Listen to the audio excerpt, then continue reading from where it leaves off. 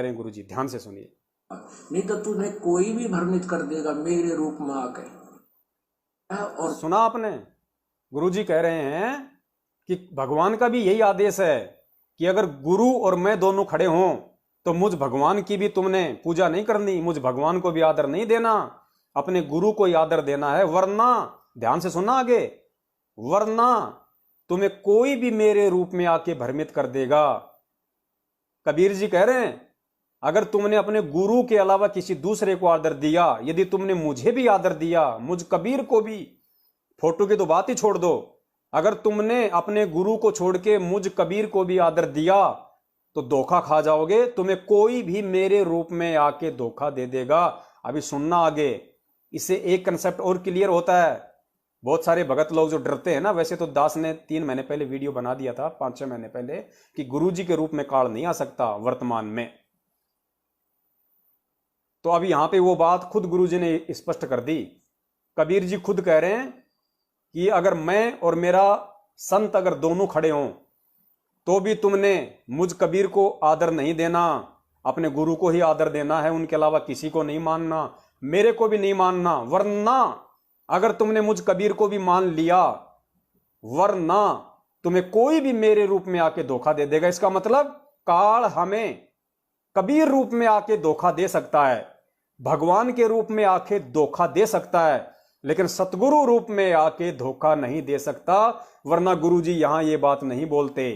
कबीर परमेश्वर जी का सहारा लेके कबीर परमेश्वर जी कह रहे हैं वरना तुम्हें कोई भी मेरे रूप में आके भ्रमित कर देगा। इसका मतलब कबीर जी के रूप में काल हमें भ्रमित कर सकता है, लेकिन गुरु जी के रूप में भ्रमित नहीं कर सकता। इसका एक लॉजिक आपको और देता हूं क्यों नहीं कर सकता। क्योंकि काल भगवान कबीर जी को जानता है कि उनका चेहरा कैसा है, उनकी शक्ल कैसी है, लेकिन वो काल गुरु जी के विषय में नहीं जानता।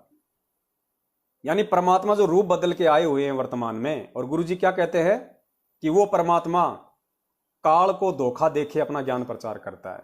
यानी भेष बदल के, काल को धोखा देके भेष बदल के ज्ञान प्रचार करता है।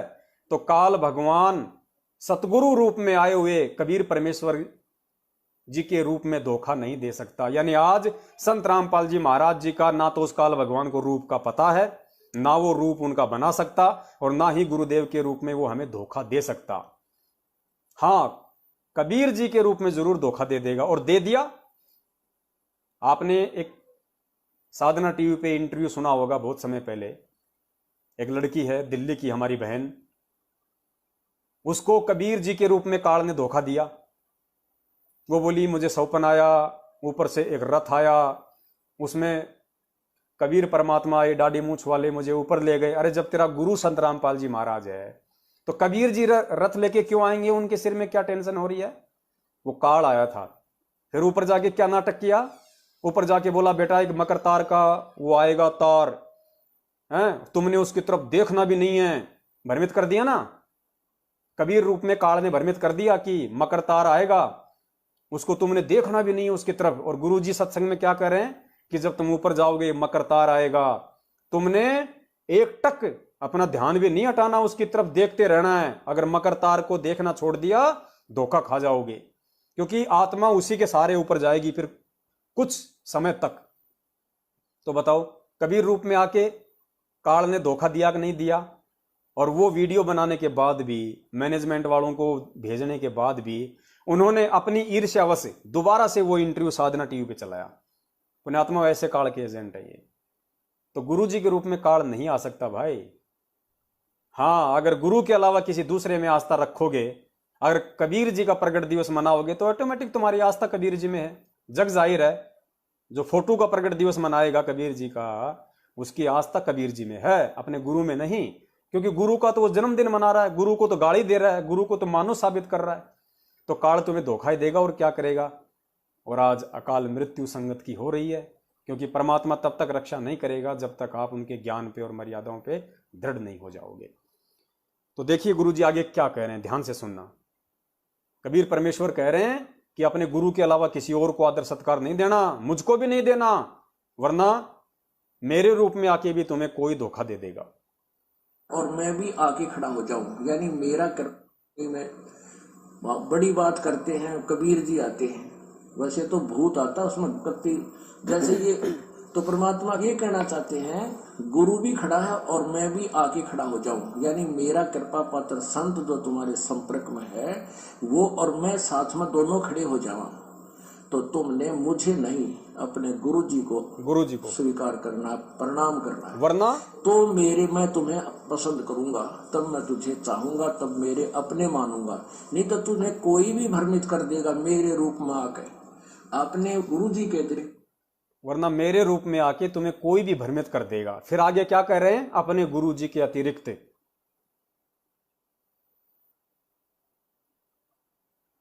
प्रणाम करना है। तो मेरे मैं तुम्हें पसंद करूंगा, तब मैं तुझे चाहूंगा, तब मेरे अपने मानूंगा। नहीं तो तुम्हें कोई भी भ्रमित कर देगा मेरे रूप में आकर, अपने गुरु जी के अतिरिक्त किसी को नहीं आदर देना, भगवान को भी नहीं देना। मतलब यहाँ तक कह दिया, जब उस अपने गुरु के अलावा किसी को भी आदर नहीं देना, भगवान को भी आदर नहीं देना, यहां तक कह दिया। अब भगवान कौन है फिर और इस भक्ति मार्ग में जिसको तुम मानते हो? अगर गुरु को भगवान नहीं मान रहे तो फिर जाहिर सी बात है, गुरु जी का भगत तो फिर कबीर जी को भगवान मानता है। तो भगवान के लिए तो गुरु जी साफ साफ मना कर रहे हैं, कबीर जी के लिए तो स्पष्ट मना कर दिया। अगर तुम कबीर जी को भगवान मानते हो और मुझे अगर रामपाल ही मानते हो, और वो कबीर भगवान अगर साक्षात भी धरती पे आ जाए, तो कह रहे हैं कि अपने गुरु के अलावा उस भगवान को भी आदर नहीं देना। और कबीर जी तो कहां आएंगे आप जैसे मंद बुद्धियों के पास में?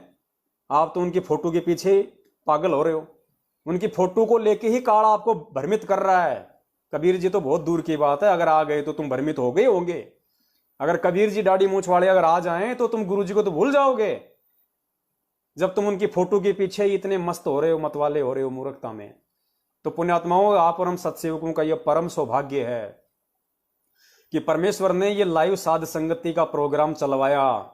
ये किसी पवन दास के बस की बात नहीं है, ये किसी सत्सेवक की औकात नहीं है, ये साक्षात बंदी छोड़ कबीर परमेश्वर का विशेष आशीर्वाद है। सतगुरु रामपाल जी महाराज जी जो कबीर परमेश्वर के जो है एक तरीके से वही है परमेश्वर, और हमारा कोई है नहीं। ये तो बोलना पड़ता है बार बार लोगों की चौंध तोड़ने के लिए।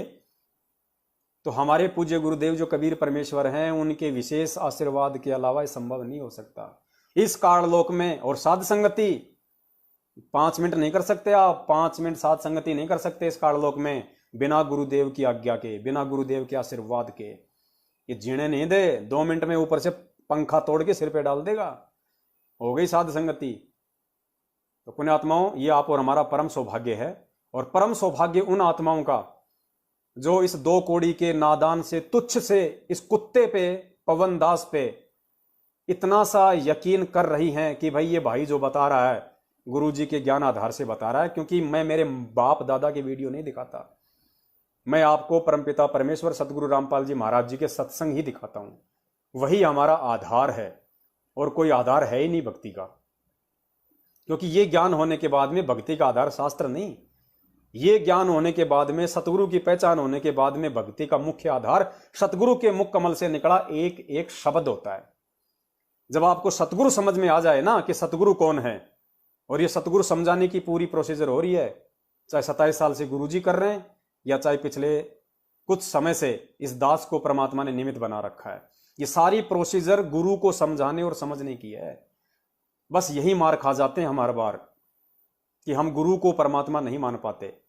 और जिस दिन हमने सतगुरु को परमात्मा मान लिया कि उसके अलावा कोई परमात्मा नहीं है, वो खुद ही सतगुरु रूप में आता है और आया हुआ है, उसके बाद पुण्यात्माओं वेद, कुरान, पुराण, गीता, बाइबल, 18 पुराण, उपनिषद, ये जितने भी ग्रंथ पंथ हैं दुनिया भर के, इनको सह सम्मान एक बोरे में बंद करके चाहे बहते हुए जल में बहा दो, चाहे किसी मंदिर में रखवा दो, वो हमारे किसी काम के नहीं। उसके बाद हमारे काम की अगर कोई चीज है, हमारे लिए यदि फाइनल कोई आदेश है, तो हमारे गुरुदेव के मुख कमल से निकले हुए साक्षात आदेश या हमारे गुरुदेव के मुखारविंद से किए गए सत्संग, इसके अलावा कोई तीसरी चीज हमारे लिए मान्य नहीं है। ये पीले पर्चे कोऑर्डिनेटर ने बोल दिया, नामदान केंद्र ने बोल दिया, गुरु जी के भाई ने पीठ पे हाथ रख के बोल दिया, बस हो गए हम लट्टू, ये भक्ति नहीं है।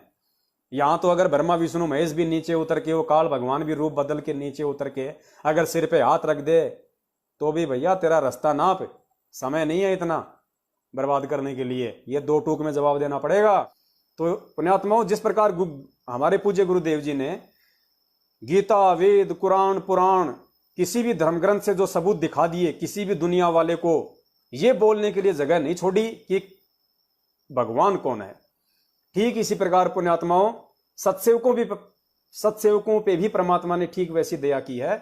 आज कोई भी संगत वाला ज्ञान आधार से और सबूत आधार से ये बोलने के लायक नहीं है कि संत रामपाल जी महाराज जी कबीर परमेश्वर नहीं हो सकते,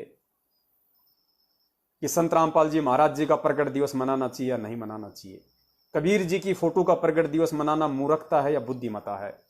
इतना सा भी कोई डिबेट नहीं कर सकता इस मैटर पे, इतना सा भी।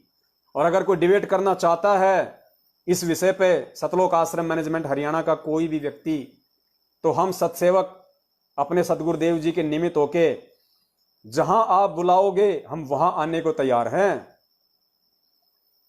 सत्य और असत्य का निवेरा करने के लिए सतलोक आश्रम मैनेजमेंट हरियाणा को चाहिए कि अपने किसी भी आश्रम में कहीं भी पूरी संगत को अनाउंसमेंट कर दे कि फलानी तारक संगत ने वहां आना है, और वहां पे यह साबित होगा कि धरती पे कबीर परमेश्वर के रूप में सतगुरु रामपाल जी महाराज जी प्रकट हैं या नहीं हैं।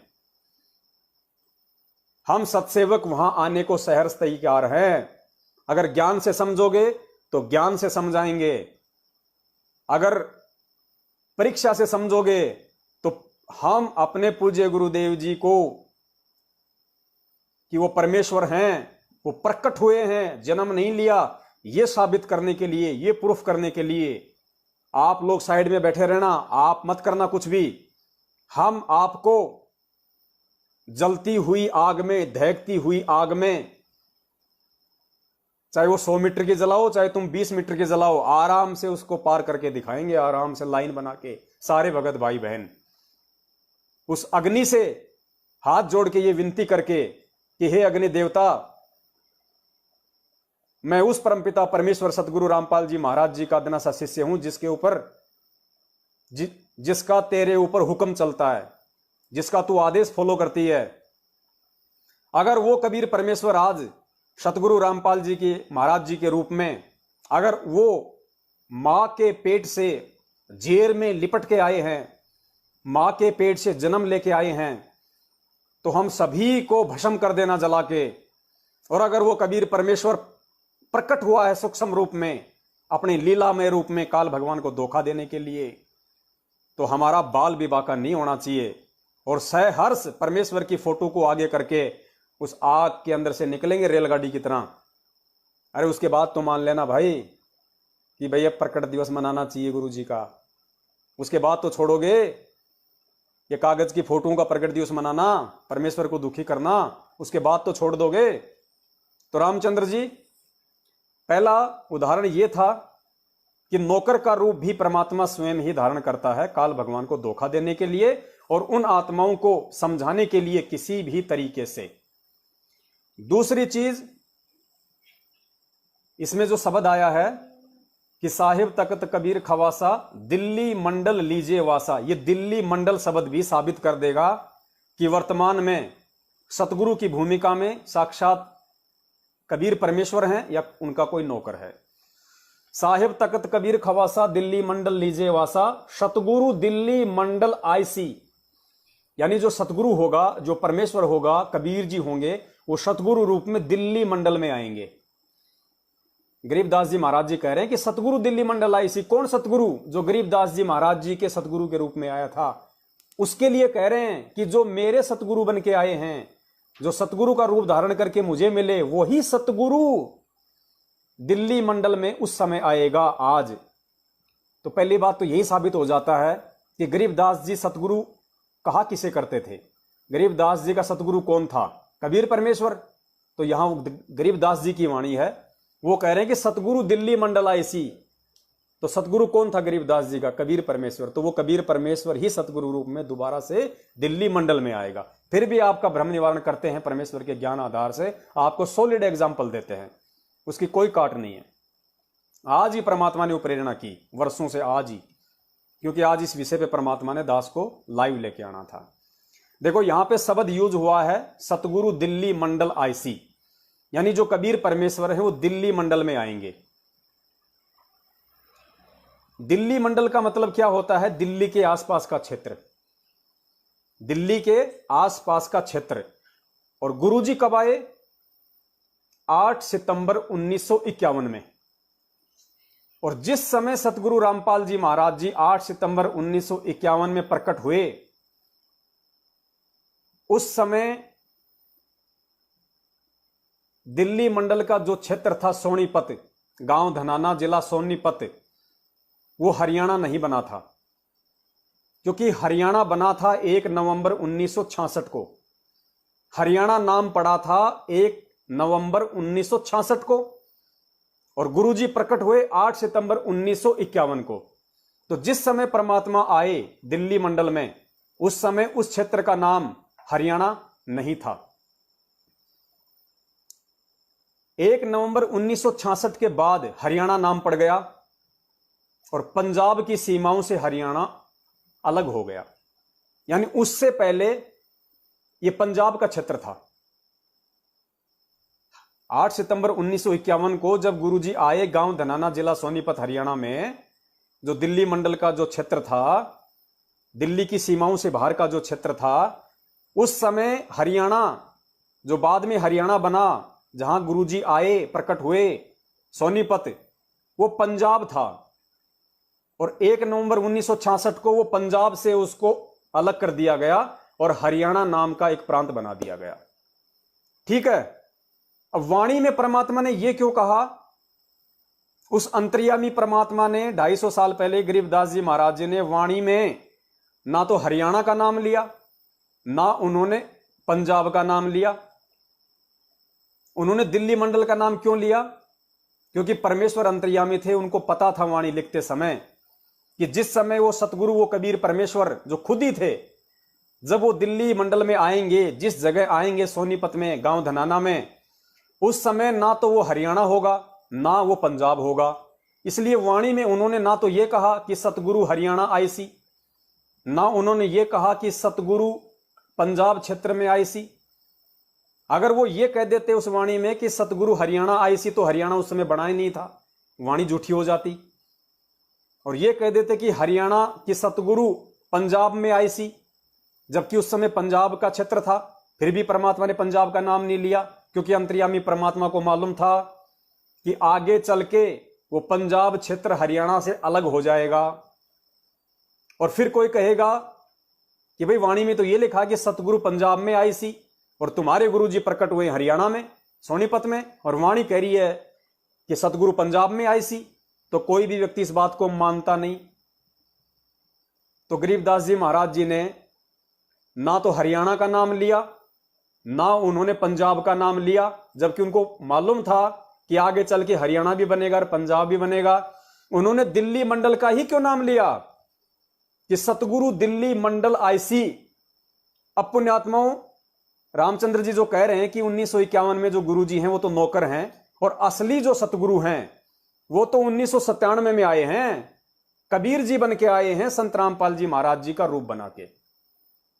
इनका कहने का मतलब यह है कि गुरुजी तो नौकर हैं, गुरुजी को हम सतगुरु नहीं कह सकते 1951 से कि सतगुरु दिल्ली मंडल आईसी। इनका विचार यह है कि संत रामपाल जी महाराज जी 1997 में, जो उन्होंने अपनी पुस्तक में लिखा हुआ है कि मुझे दिन के 10 बजे मार्च 1997 में कबीर परमात्मा आके मिले, और संध्या आरती की जो एक वाणी आती है कि तेरा रामपाल अज्ञान किया सतलोक का वासी, अपने आप को छुपाते हुए जो गुरुजी बोल रहे हैं। तो रामचंद्र जी के मन में यह भ्रम बैठ गया कि सतगुरु तो 1997 में वो कबीर परमेश्वर खुद आया संत रामपाल जी का रूप बना के, और संत रामपाल जी को 1997 में उन्होंने इस वाणी के अनुसार कि तेरा रामपाल अज्ञान किया सतलोक का वासी, रामपाल जी को तो सतलोक भेज दिया, और 1997 से सतगुरु के रूप में कबीर परमात्मा है। तो पुण्यात्माओं, अब विचार करना, गरीबदास जी महाराज जी क्या कह रहे हैं कि सतगुरु दिल्ली मंडल आईसी, संत रामपाल जी महाराज जो 8 सितंबर 1951 में प्रकट हुए हैं, अगर वो सतगुरु नहीं होते, और ये वाणी अगर 1997 के लिए है कि सतगुरु दिल्ली मंडल आईसी, तो वाणी 1997 में बोली जा रही है।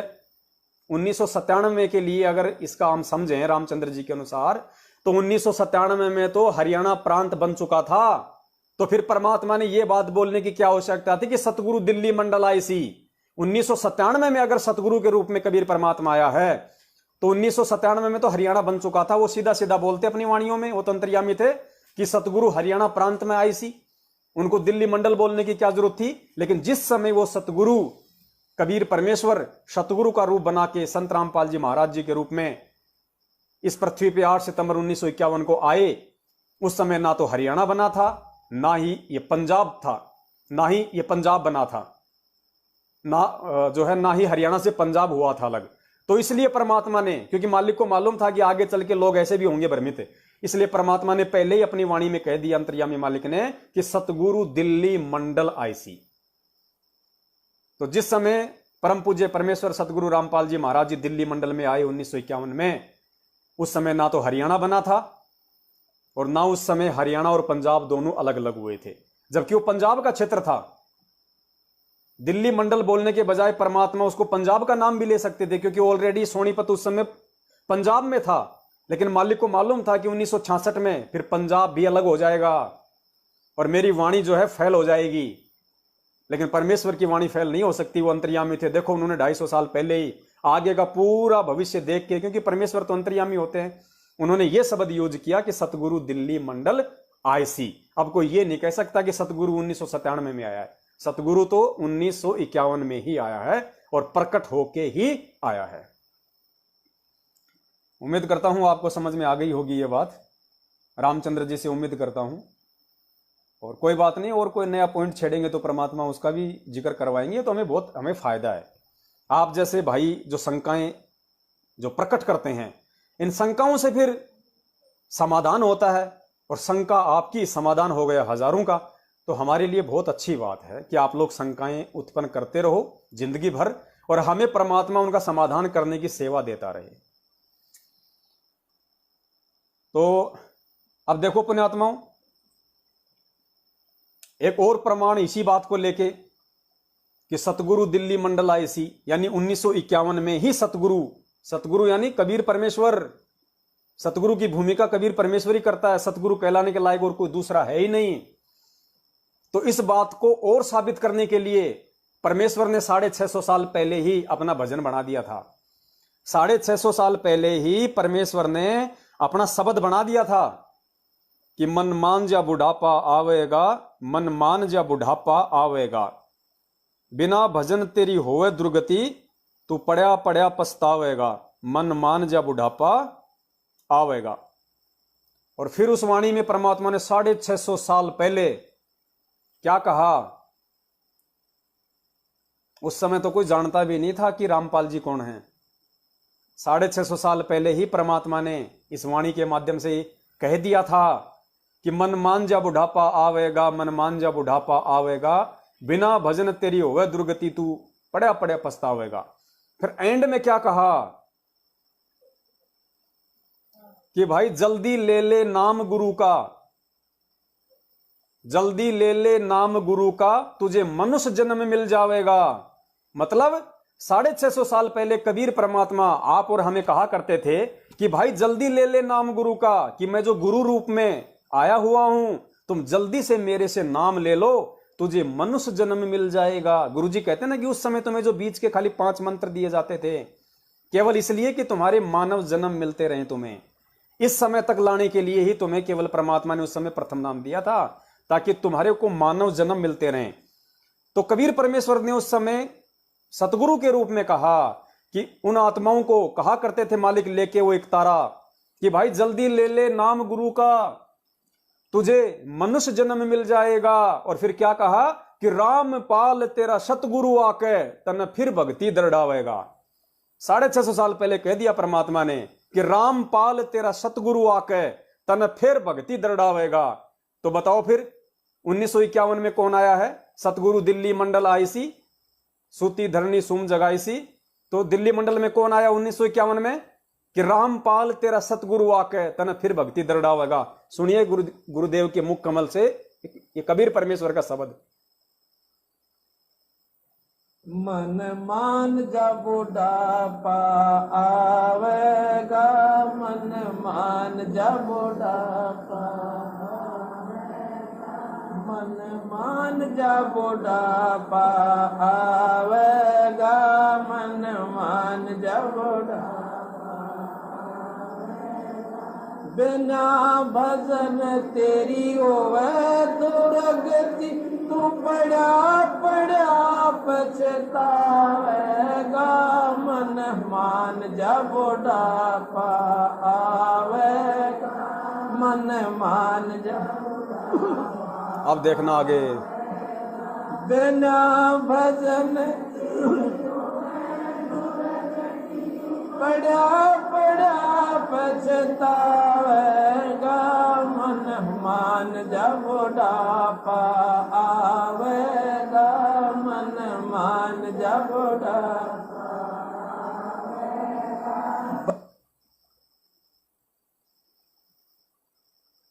जल्दी ले ले नाम गुरु का, तुझे मनुष्य जन्म मिल जाए। ध्यान से सुनना। जल्दी ले ले नाम गुरु का, तुझे मनुष्य जन्म मिल जाएगा। रामपाल तेरा सतगुरु आके फिर भक्ति दरड़ावेगा, मन मान जा बुढ़ापा।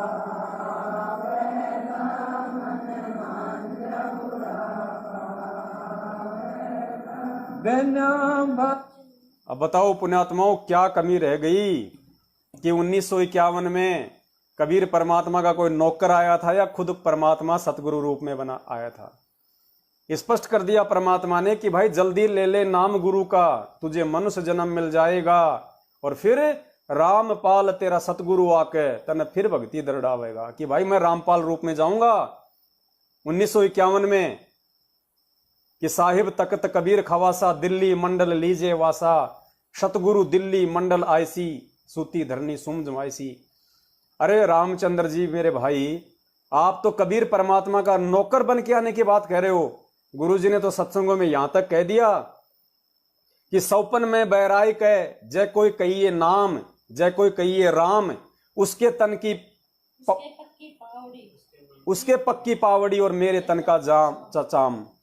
परमात्मा कहते हैं मैं आप लोगों का, आप और हमें कह रहे हैं परमात्मा गुरुजी कि पुण्यात्माओं, अगर तुम इस भक्ति को स्वीकार करते हो तो मैं तुम्हारा दास बन के रहने के लिए तैयार हूं, तुम्हारा नौकर बन के मैं ये भक्ति जो है वो करवाने के लिए मैं तैयार हूं। अब पता, वो परमात्मा तो यहां आके हमारा भी नौकर बनता है। जैसे बलक बुखारे के बादशाह अब्राहिम सुल्तान का एक जीव का नौकर बन गया, तो कबीर परमात्मा का नौकर बन के आने में उसको क्या दिक्कत है? अपना खुद का नौकर बन के आने में क्या दिक्कत है? अपने आत्माओं, इससे बड़े और क्या सबूत होंगे, क्या प्रमाण होंगे? लेकिन इन लोगों की आंखें नहीं खुलेंगी क्योंकि इनके अंदर राग द्वेष ईर्ष्या घर कर चुकी है। चलो हम इस विषय पर ज्यादा विचार नहीं करेंगे, ये उनकी अपनी ये समस्या है, ये प्रॉब्लम है। उन्होंने जो शंका जाहिर की थी परमेश्वर ने उसका जवाब दिलवाया है। और अंत में एक छोटा सा वीडियो हम परमपिता परमेश्वर सतगुरु रामपाल जी महाराज जी का, सूरदास की एक कथा है, 7 मिनट का वीडियो है। उसमें वैसे तो बहुत सारे संकेत हैं पूज्य गुरुदेव जी की तरफ से, लेकिन आज हमारे मतलब का जो है आज हम उसी को लेंगे। तो सूरदास की जो कथा है पुण्यात्मा, आप उसको ध्यान से सुनना, और फिर उसके एंड में जिस प्रकार से परमेश्वर ने हमें जो समझाना चाहा है, उसके बाद भी अगर कोई नहीं समझेगा और ये दाव भी अगर अपने हाथ से निकाल देगा, ये मौका भी खो देगा, उससे बड़ा फिर निर्भागी इंसान इस दुनिया में कोई नहीं होगा। तो सूरदास की जो कथा है उसको ध्यान से सुनिए आप।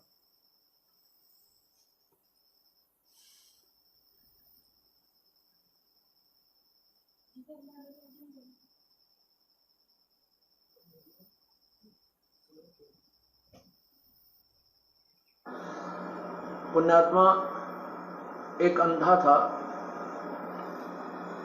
और बड़ा भक्त था।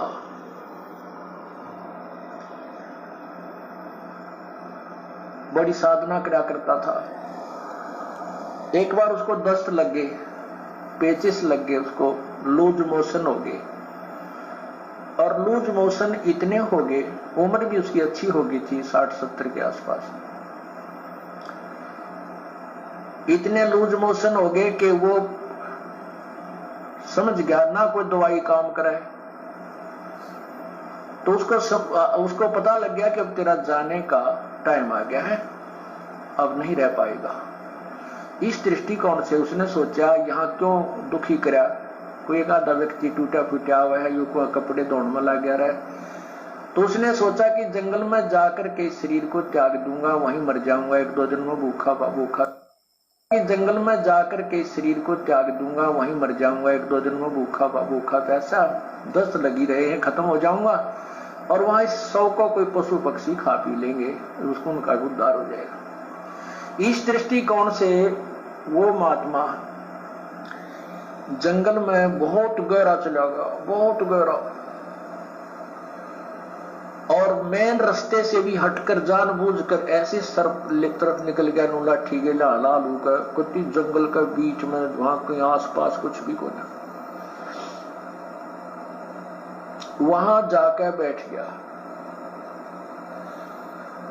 अब वो बैठा था, थोड़ी सी देर हुई थी, इतने में एक बालक आया 5-7 साल का, वर्ष का। उसने कोई आधा घंटा होया होगा बैठे नहीं। वो कहने लगा, बाबा आपको लगता है आप बीमार हो?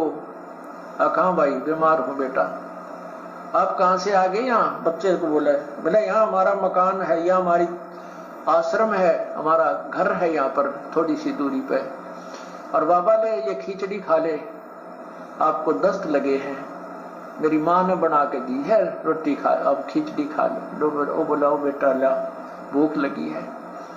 अब बाबा उस सूरदास ने वो खाना खा लिया, खिचड़ी खा ली। वो खिचड़ी खाते ना दस्त रहे और पेट भी भर गया। तो उसने शुक्र मनाया, परमात्मा बड़ी दया करी आपने, हे परमात्मा आप यहाँ भी साथ है, देख कितना छोटा आदमी को यहीं पर आपके बच्चों ने, यहाँ भी साथ है, देख कितना छोटा आदमी को यहीं पर आपके बच्चों ने मेरी सेवा कर दी। ये सोच के भाई चल भगवान की है रजा है और जीवन देंगे, जिसका भजन करेंगे ठाओगे तो चल इसके लोक में जाओगे, हमारे दोनों हाथों में लड्डू हैं। तो इतने में कुछ देर में वहां उस लीला परमात्मा की ये भेड़ बकरियां वाले आ गए, और उनकी एक भेड़ बकरी की तरह लगी। उसने ढूंढते ढूंढते उस घोर जंगल में पहुंच गए। वो बाबा जी लौट रहा वहां पर। वो कहने लगे, महात्मा तू यहाँ कैसे आ गया? वो बोला, भाई आ गया, मैं ऐसे ऐसे बीमार था, और यहाँ एक भगवान आत्मा का घर है, उसने मेरा ने कैसी दया करी, कोई खिचड़ी सी बना कर दी, मैं ठीक हो गया, मेरा दस्त लाग रहे थे। वो गडरिये जो थे वो उसके मुंह का ना देखे महात्मा, उस सूरदास के मुंह की तरफ कि क्या कह रहे हो, यहाँ कौन है, किसका घर है? और उसके पास क्या था, वो जो प्लेट लाया था, थाली जिसमें खिचड़ी लाया था डाल के, जब उस महात्मा ने वह खिचड़ी खा ली, वो आवाज लगा रहा था, बेटा अपनी यह थाली ले जा, बेटा थाली ले जा।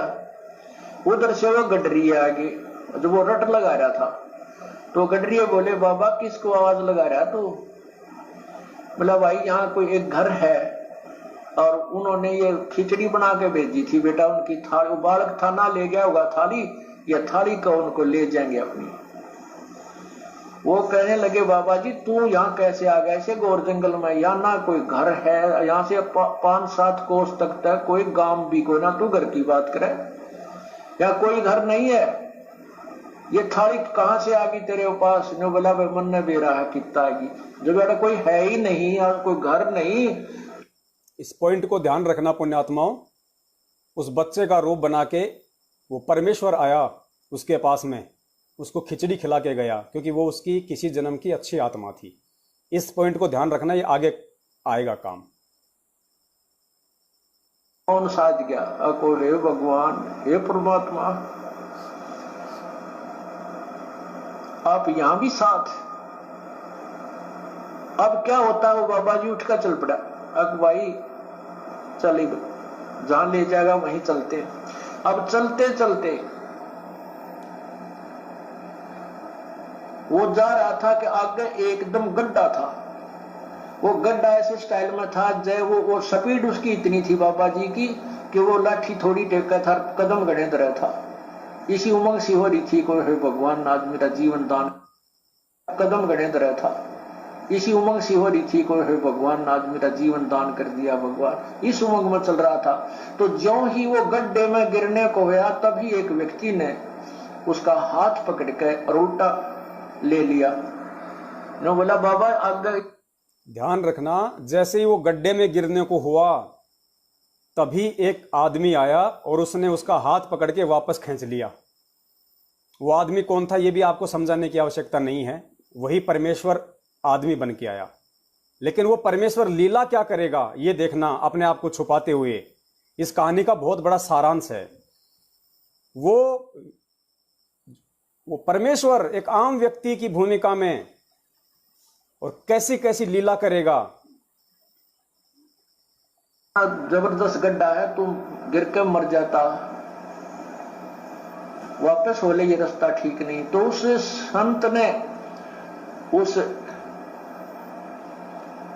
उसके बचाने वाले का पैर पकड़ लिया, नो का नो नीचे एकदम पैरा में गट गया। सूरदास ने नो बोला पर आते आज नहीं छोड़ उतरे। एक सेकंड पुण्यात्मा, स्पीकर थोड़ा सा डाउन हो गया, लगा भाई फटाफट लगा। गुरुदेव कह रहे हैं कि सूरदास ने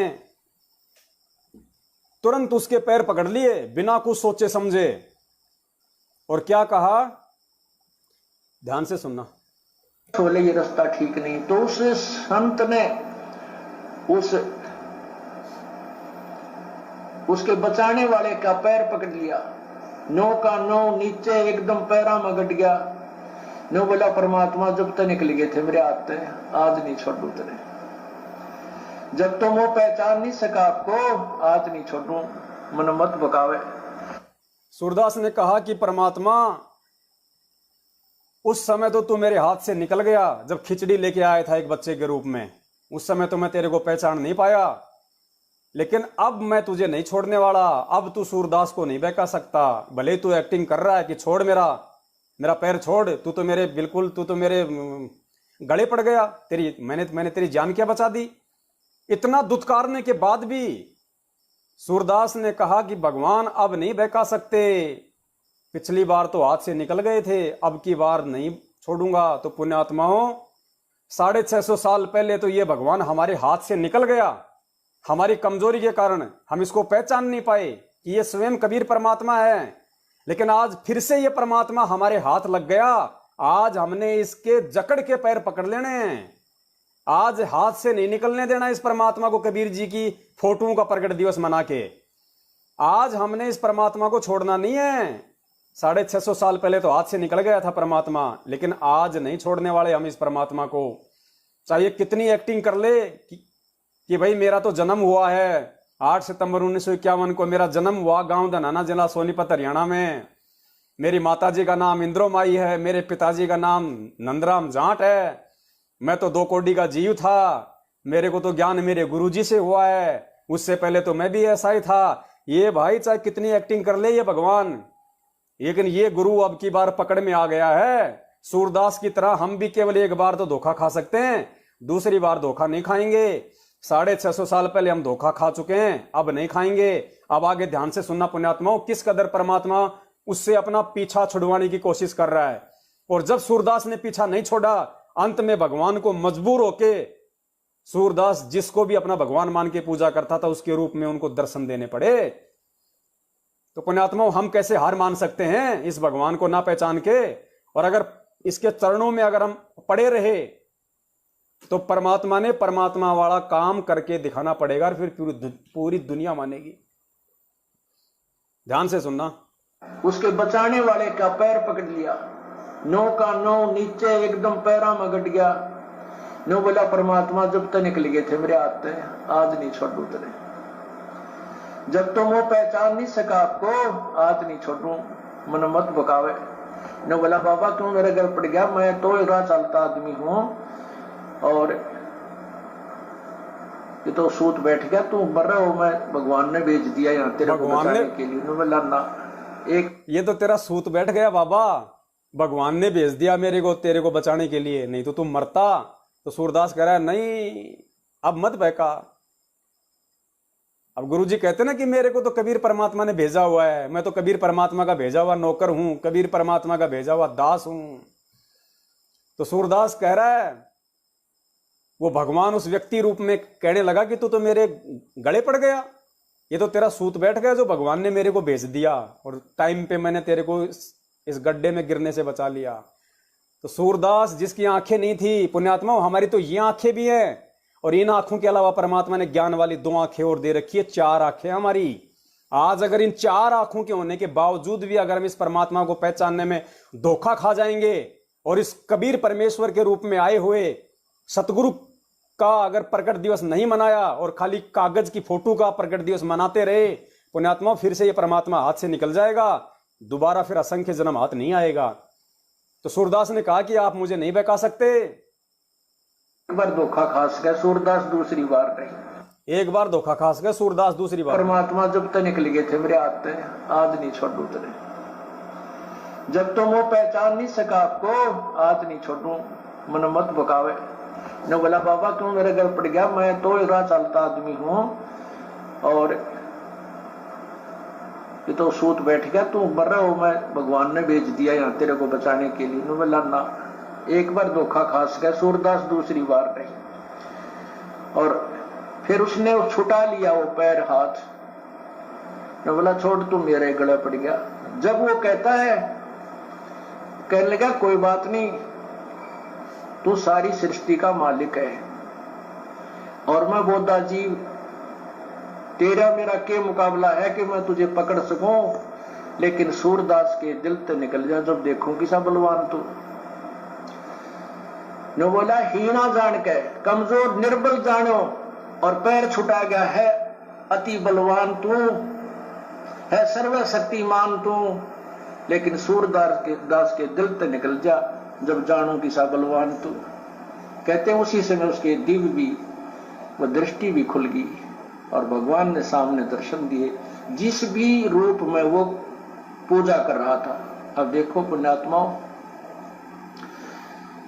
परमात्मा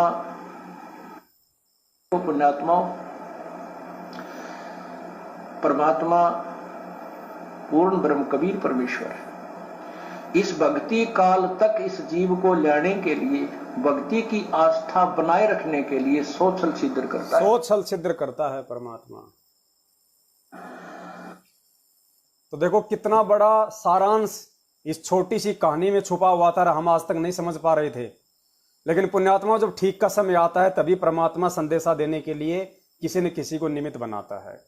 हमने सैकड़ों बार ये कहानियां सुनी, लेकिन जो सार संदेश इस कथा में था वो केवल यही था। बस यही संदेशा दिलवाने के लिए परमात्मा ने यह कथा हमें सुनाई थी कि बच्चों 650 साल पहले तो तुम धोखा खा गए थे, जिस प्रकार सूरदास धोखा खा गया था। खिचड़ी लेके आया, उसको नहीं पहचान पाया। गडरियों ने बताया कि यहाँ काए का गांव, काए का शहर, तू कहाँ जंगल में आ गया, यहाँ कौन कौन है, किसको पुकार रहा है, थाड़े ले जा, थाड़े ले जा। तो उसने कहा भैया मुझे पता है मैं किसको पुकार रहा हूं। मन में उमंग भर गया, जोश भर गई, चलने लगा, लकड़ी कहां पैर कहां, मस्त होके चलने लगा भगवान पे विश्वास करके। जब भगवान ने मुझे वहां बचाया तो आगे भी वो ही बचाएगा। जैसे ही आगे कोई खाई थी उसमें पैर जाने वाला हुआ, तुरंत भगवान ने एक आम व्यक्ति का रूप बना के पीछे से हाथ पकड़ के साइड में कर लिया कि कहां जा रहा है महाराज, सूरदास मरेगा, आगे खड्डा है। तो सूरदास ने तुरंत पैर पकड़ लिए और कहा भगवान अब नहीं बहका सकते, अब नहीं बहका सकते। सूरदास एक बार धोखा खा सकता है, दूसरी बार नहीं खा सकता। फिर परमात्मा ने एक्टिंग की कि भाई तू अच्छा आदमी, तू मेरे गले पड़ गया, ये तो अच्छा हुआ कि भगवान ने मेरे को टाइम पे भेज दिया, नहीं तो तू मरता आज। वो कहता नहीं भगवान अब धोखा नहीं खा सकता ये सूरदास दूसरी बार। देखो उसकी दृढ़ता। हर सत्संग में गुरुजी कहते हैं मेरे को भगवान ने भेजा है तुम्हारे लिए, मेरे को भगवान ने भेजा है तुम्हारे लिए। मेरे भाई वो परमात्मा नहीं आया तो ये दास आ गया, उस परमात्मा ने इस दास को भेज दिया। ठीक ऐसी एक्टिंग वो कर रहा वहां पे, लेकिन सूरदास कितना दृढ़, तत्व ज्ञान भी नहीं था, ये 2 आंखें भी नहीं थी। आज हमें तत्व ज्ञान, ऊपर से 4 आंखें हमारे पास, 2 ये चरम दृष्टि और 2 अंदर वाली तत्व ज्ञान रूपी टॉर्च। हम क्यों नहीं समझ पा रहे भाई आज उस परमात्मा को? एक निर्जीव फोटो का प्रकट दिवस मना रहे हैं, धरती पे साक्षात आ रखा है, उसका जन्मदिन मना रहे हैं। धिक्कार है, धिक्कार। तो कहा मेरे सिर पड़ गया तू, छोड़ मेरे को। सूरदास ने नहीं छोड़ा, जबरदस्ती भगवान पैर छुड़ा गया। तो सूरदास ने कहा कि भगवान तेरा मेरा क्या मुकाबला। तो सूरदास ने कहा कि तू सारे सृष्टि का मालिक, तू बलवान, तेरा मेरा क्या मुकाबला। लेकिन सूरदास ने कहा कि मुझे कमजोर समझ कर पैर छुड़ा गया, हीन जान कर पैर छुड़ा गया, मुझे कमजोर समझ के तू पैर छुड़ा गया, है सर्वशक्तिमान तू, लेकिन सूरदास के दिल से निकल जा, फिर जानो किसा बलवान तू। अगर तू इतना ज्यादा बलवान है ना तो सूरदास के दिल से निकल के दिखा। तो पुण्यात्माओं, ये परमेश्वर, ये सतगुरु रामपाल जी महाराज, आप और हम सभी सत्सेवकों को अपने दिल में बैठा लेना है।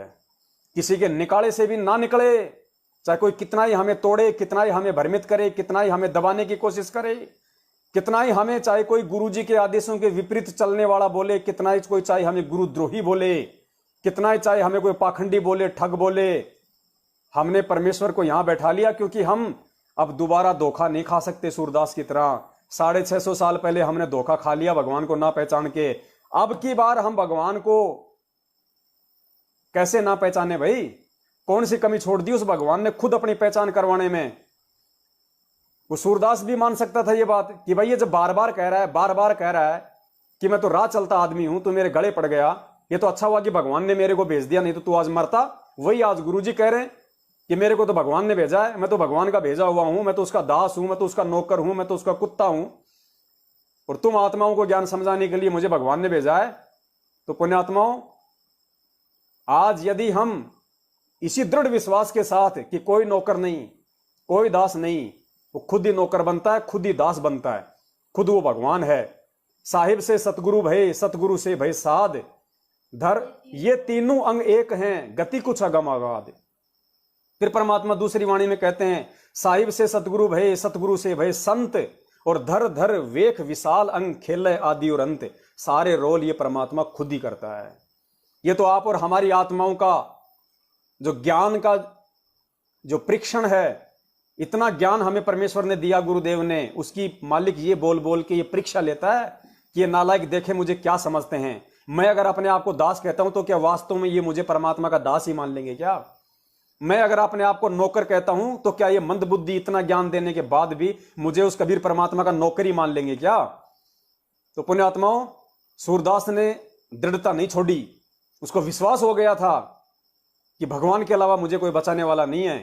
तो आज हमें विश्वास हो जाना चाहिए इतने प्रमाण देखने के बाद कि स्वयं उस कबीर परमेश्वर के अलावा अपनी रची हुई सृष्टि का, अपने सतलोक का ज्ञान देने वाला ये धरती पे कोई दूसरा नहीं है। सतगुरु और तत्वदर्शी संत की भूमिका करने वाला इस पृथ्वी पे उस कबीर परमेश्वर के अलावा कोई दूसरा नहीं है।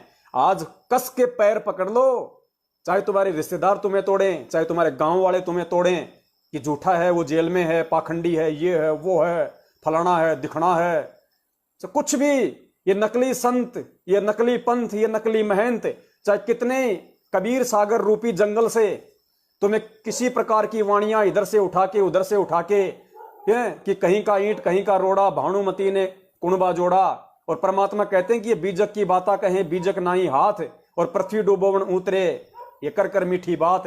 तो इन पाखंडियों के झांसे में नहीं आना, अब इन नकली संतों महंतों के झांसे में नहीं आना। ये इतने बड़े विद्वान थे तो 650 साल का टाइम दिया था उस कबीर परमात्मा ने। जब 1398 में परमात्मा जब परमात्मा 1398 में आए और परमात्मा जब गए थे पूरा 120 साल की लीला करके, उसके बाद आज आए 8 सितंबर 1951 को, तो ये जो बीच का जो 600 साल का समय था इन पाखंडियों को दिया था परमात्मा ने। अगर तुम्हारे अंदर इतनी बुद्धि है तो लो, ये कबीर सागर में लिखवा के जा रहा हूं धर्मदास के माध्यम से, इसको पढ़ना और पहचान लो। अगर तुम पहचान सकते हो तो कि भगवान कौन है, परमात्मा कौन है। ये 600 साल से नहीं पहचान पाए पाखंडी, आज हमें क्या शिक्षा देंगे? आज क्या वाणियों का हवाला दे दे के हमारे को ये तोड़ेंगे? इनको खुद को नहीं पता, इनको परमात्मा का पै नहीं पता, ये क्या समझाएंगे हमें? तो मंद बुद्धि भ्रमित वही होगा जो मंद बुद्धि होगा। वरना जो सतगुरु का सेवक होगा, जो सत सेवक होगा, परमेश्वर का बच्चा होगा, अच्छी हंस आत्मा होगी, वो ब्रह्मा विष्णु महेश तो क्या, चाहे साक्षात दुर्गा और काल भी धरती पे आके, और चाहे सारे सदग्रंथ खोल के, चाहे साक्षात झूठी रचना करके क्यों ना दिखा दे, सतगुरु का भगत टस से मस नहीं होगा, क्योंकि सतगुरु का भगत बहुत ज्यादा खतरनाक होता है। तो पुण्यात्माओं, कितनी गहरी शिक्षा है इसमें, बताओ फिर हम कैसे धोखा खा सकते हैं। एक एंड में छोटा सा एक सत्संग और है परमात्मा का, जो रामचंद्र जैसे भगत भाई बहनों के कानों के पर्दे खोल देगा कि हाँ भाई, सतगुरु, वो कबीर परमेश्वर सतगुरु रूप में 1951 में आया था या 1997 में आया था। एक सत्संग है पूज्य गुरुदेव जी का, छोटा सा 1-1.5 मिनट का। इसमें पूज्य गुरुदेव जी क्या कह रहे हैं, ध्यान से सुनना और विचार करना उसके बाद कि धरती पे कौन है परमात्मा। कौन ब्रह्मा का पिता है, ये 18 पुराण पढ़ते हैं, आज तक ये नहीं मालूम। कौन ब्रह्मा का पिता है, ये 18 पुराण पढ़ते हैं, आज तक ये नहीं मालूम कि कौन ब्रह्मा का पिता है, कौन विष्णु की माँ, शंकर का दादा कौन है। कोई तो जो बता। अब तो सभी बता देंगे, क्योंकि ये ज्ञान इस दास के द्वारा परमात्मा ने प्रकट करवा दिया। लेकिन आज से, जब से ये दास ये कथा सुनाने लगा है, सत्संग करने लगा, उससे पहले का कोई व्यक्ति बता के दिखा दो, हम मान जाएंगे वो कोई संत था यहाँ पर। यानी गुरुजी कह रहे हैं कि आज तो हर कोई बता देगा कि ब्रह्मा विष्णु महेश के माता पिता कौन है, क्योंकि गुरुजी ने गीता खोल खोल के दिखा दी और गुरुजी ने सूक्ष्म वेद से साबित कर दिया कि कौन ब्रह्मा विष्णु महेश के माता पिता हैं। लेकिन गुरुजी कह रहे हैं कि आज से पहले कोई बताता ये बातें उन संतों के अलावा जिनको परमात्मा सीधे रूप में आके मिले थे। अब वो कौन कौन संत थे, ध्यान से सुनना। तो ये सा संत था केवल परमात्मा को छोड़ के, जो कबीर परमात्मा आए थे, या उनसे सीधे संबंधित संत, जैसे 7 संतों के बारे में दास को मालूम है, उनको छोड़कर। 7 कौन है, ध्यान से सुनना। तत्व ज्ञान नहीं था। वो कौन कौन है? आदरणीय धर्मदास साहिब जी, आदरणीय गरीबदास साहिब जी, आदरणीय दादू साहिब जी, आदरणीय मरुख साहिब जी, आदरणीय गीसा साहिब जी, आदरणीय नानक साहिब जी और आदरणीय गरीबदास साहिब जी। ये 7 संत, इसे इनकी वाणी में प्रमाण है। अन्य किसी भी संत की अपने अनुभव की बुक में कोई तत्व ज्ञान नहीं है। इन संतों के अलावा किसी भी संत के अपने अनुभव में या वाणी में कोई तत्व ज्ञान नहीं है। और संत कौन गिनाए गुरुजी ने? 7 गिना दिए, धर्मदास जी से लेके गरीबदास जी तक। दादा गुरुजी का नाम नहीं आया। पुण्यात्माओं, विचार करो इस सत्संग पे। गुरुदेव ने कहा कि खुद वो कबीर परमात्मा जो 650 साल पहले आया था, और उसके बाद में जिनको वो सीधे आके मिले, जो उनसे परिचित थे, उन संतों के अलावा और उनकी वाणियों के अलावा कोई भी इस तत्व ज्ञान से परिचित नहीं था। तो दादा गुरुजी कहां गए? दादा गुरुजी का नाम नहीं आया यहाँ पे। और गुरुजी कह रहे हैं कि मुझे भी इन 7 के बारे में पता है। तो बताओ पुण्यात्माओं, फिर स्वामी रामदेवानंद जी महाराज जी कौन थे? ये सेम वही लीला चल रही थी जो 650 साल पहले चली थी, मुंह बोला गुरु धारण करने की। स्वामी रामदेवानंद जी महाराज जी को सतगुरु रामपाल जी महाराज जी ने 17 फरवरी 1988 को अपना मुंह बोला गुरु बनाया था, जबकि असल में स्वामी रामदेवानंद जी महाराज संत रामपाल जी महाराज जी के शिष्य थे। और स्वामी रामदेवानंद जी महाराज जी को जो सार नाम है वो किसने दिया? संत रामपाल जी महाराज जी ने उनको सार नाम दिया और उनको सतलोक भेजा।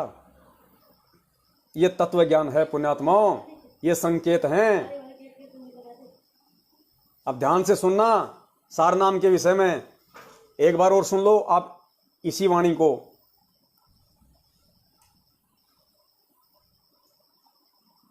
कौन ब्रह्मा का पिता है? ये 18 पुराण पढ़ते हैं, आज तक ये नहीं मालूम कि कौन ब्रह्मा का पिता है, कौन विष्णु की माँ, शंकर का दादा कौन है। कोई तो जो बता। अब तो सभी बता देंगे, क्योंकि ये ज्ञान इस दास के द्वारा परमात्मा ने प्रकट करवा दिया। लेकिन आज से, जब से ये दास ये कथा सुनाने लगा है, सत्संग करने लगा, उससे पहले का कोई व्यक्ति बता के दिखा दो, हम मान जाएंगे वो कोई संत था यहाँ पर। न तो ये सा संत था केवल परमात्मा को छोड़ के, जो कबीर परमात्मा आए थे या उनसे सीधे संबंधित संत, जैसे 7 संतों के बारे में दास को मालूम है, दास को मालूम है, गुरु जी को मालूम है, किसी को तत्व ज्ञान नहीं था, उसके अलावा किसी को तत्व ज्ञान नहीं था। कौन कौन है? आदरणीय धर्मदास साहिब जी, आदरणीय गरीबदास साहिब जी, आदरणीय दादू साहिब जी, आदरणीय मलुक साहिब जी, आदरणीय गीसा साहिब जी, आदरणीय नानक साहिब जी और आदरणीय गरीबदास साहिब जी। ये 7 संत, जिसे इनकी वाणी में प्रमाण है, अन्य किसी भी संत की अपने अनुभव की बुक में कोई तत्व ज्ञान नहीं है।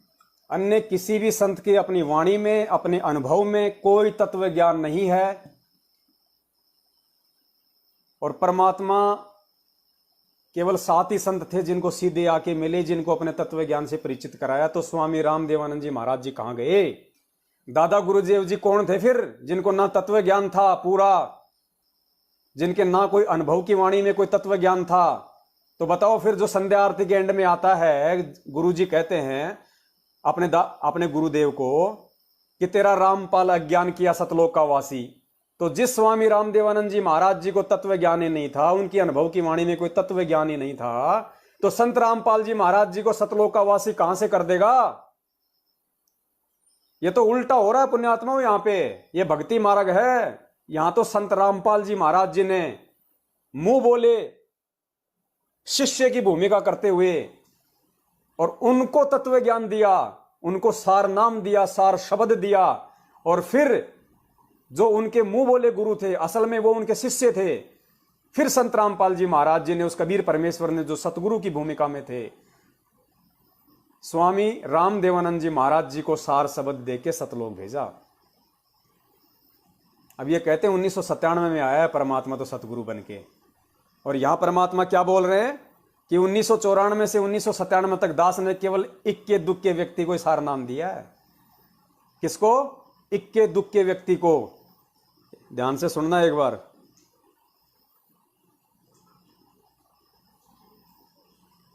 परमेश्वर कहां गए? नारायणी सतगुरु।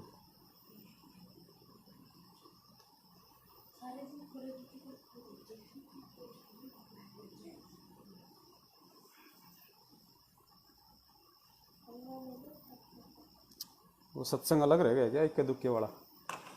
1 मिनट पुण्यात्मा, लैपटॉप में निकालता हूँ, मोबाइल में तो आया नहीं शायद।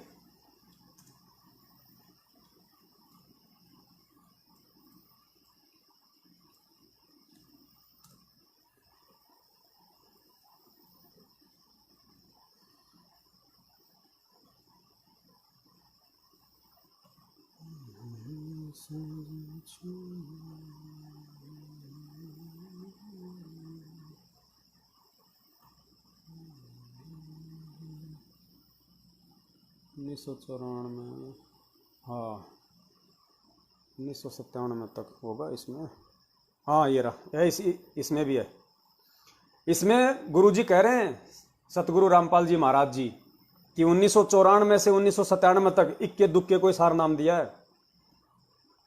चाहते हैं कि ये वो समय आ गया है 5505 वर्ष, जब कलयुग बीत चुका है। 1997 में और 1994 में दास को आदेश मिला था दीक्षा देने का, और 97 तक हमने सार नाम किसी को नहीं दिया। इक्के दुक्के दो खास मेरे साथ थे।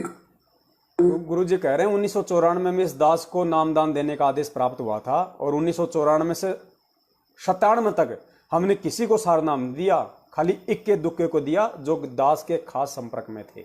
एक बार दोबारा सुनना। दिखाना चाहते हैं कि ये वो समय आ गया है 5505 वर्ष, जब कलयुग बीत चुका है। 1997 में और 1994 में दास को आदेश मिला था दीक्षा देने का, और 97 तक हमने सार नाम किसी को नहीं दिया। इक्के दुक्के दो खास मेरे साथ थे। जो खास मेरे साथ थे इक्के दुक्के, अब उस खास में कौन था? उस खास में अपने दादा गुरु जी थे, जिनको उन्होंने सार नाम भी दिया और सार शब्द भी दिया। 1994 से 1997 तक गुरु जी कह रहे हैं मैंने किसी को सार नाम नहीं दिया, जबकि यहां स्पष्ट हो रहा है कि वो जो इक्का दुक्का में जो था, वो इक्का दुक्का की श्रेणी में खुद सतगुरु रामपाल जी महाराज जी के मुंह बोले गुरु स्वामी रामदेवानंद जी महाराज जी थे, जिनको उन्होंने सार शब्द और सार नाम देके पार किया। तो पुण्यात्माओं, ये भक्ति जो है ये उल्टा चश्मा है। ये आप अगर नॉर्मली देखोगे समझ में नहीं आएगा। आप अगर इन दो आंखों से देखना चाहोगे समझ में नहीं आएगा। गुरुजी कहते हैं इस भक्ति मार्ग को समझना है तो आपको जो ये तत्व ज्ञान रूपी जो आंखें हैं उससे समझ में आएगा। तो ये जो संकेत हैं जिसमें गुरुजी ने कहा कि 7 संतों के अलावा किसी को तत्व ज्ञान नहीं था, ये तो दास के पास में अब आए हैं 20-25 दिन से, और दास तो पिछले 2 साल से चिल्ला रहा है कि भाई स्वामी रामदेवानंद जी महाराज सतगुरु रामपाल जी महाराज जी के मुंह बोले गुरु हैं।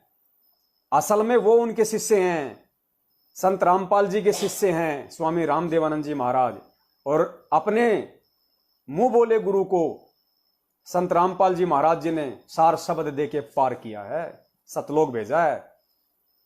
तो बताओ फिर वाणी में जो गुरु जी कह रहे हैं कि तेरा रामपाल अज्ञान किया सतलोक का वासी, तो गुरु जी तो एक शिष्य की भूमिका निभा रहे हैं, एक सुयोग्य शिष्य की भूमिका निभाते हुए आप और हमारे सामने उदाहरण पेश कर रहे हैं कि अपने गुरु के सामने तुम्हें किस तरीके से बोलना चाहिए, किस तरीके से पेश आना चाहिए, गुरु जी के प्रति तुम्हारे क्या भाव होना चाहिए।